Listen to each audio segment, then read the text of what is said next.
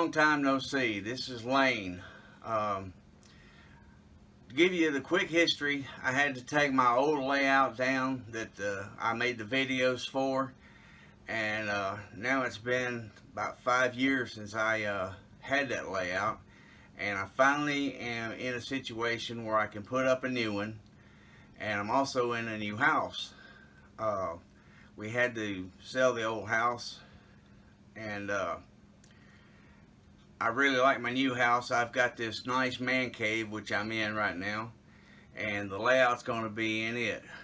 Now, to give you a little history on this, I've always had this layout in the back of my mind. If I ever only had 9 feet by roughly 12, then I would build the layout I'm going to show you. And it's from October 1994, model railroader, and this one leg that is off to my right, your left, is 9 feet long, and the other leg, which you can see from the pages of model railroader, is an 11-foot leg. Well, I'm doing a little bit better than 11 foot. I get to have it stretch out to 14 feet. So 14 feet will bring me right here to where my workbench starts. And so I'll be able to have this whole leg here for yard. Now, if you look back to the pages of model railroader from 1994, it shows this layout with hidden staging back behind a backdrop. Well, I decided not to do that, and I'm just strictly going to have the yard be my visible and invisible staging. So what I've been working on this past week is getting the the bench work done up and started laying track. And this upcoming week, I want to have the other 6-foot section that attaches on here for the yard. I want to get that built this week, and hopefully I'll be able to make these videos at least weekly, and by the time I do my next video, I'll have all the track laid and some of the structures built, which I have a few that were left over from my previous layouts. And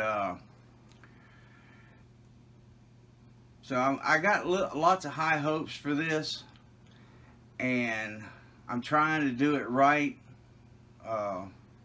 similar to my last layout. When I say that, what I mean is code 83 track.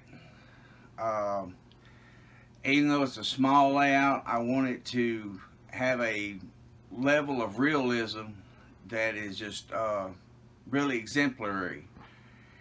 And I'm taking my time with the structures that I'm building. I will give you a cautionary bit over here where we have MCR Incorporated. That layout, or that building for the layout, is 25 years old now. So I built that a long time ago. Well, part of the plastic that it's made up of went bad and actually cracked really bad. It's on the back side, you can't see it, but I do want to caution you, if you have structures that are really old, they do end up getting real brittle. And this is the first time I've ever had that happen to me or one of my structures. To give you a little more insight with what's going on with this layout, the Reynoldsville short line is no more. And when I say that, what happened is I had a burglary happen in which they stole all of my grandfather's train engines, all my father's train engines, and all of my train engines. So for this layout, I'm strictly going Norfolk Southern. I live here in Norfolk Southern Territory, And so the insurance did take real good care of me, and the engines that I have bought are all good. They're all DCC with sound system. So you'll see lots of GP49s, Dash 8s, B's and C's. Oh, one thing that's critical about the layout, it's going to be set 1991 to 93 time frame. So the if this were a big continuous run layout, you might see SD70s. They would be the newest thing on the layout. But I've always been intrigued with the high hoods. So Norfolk Southern's SD40s with high hoods, and Jeep 38s and Jeep 40s, you'll see some of those.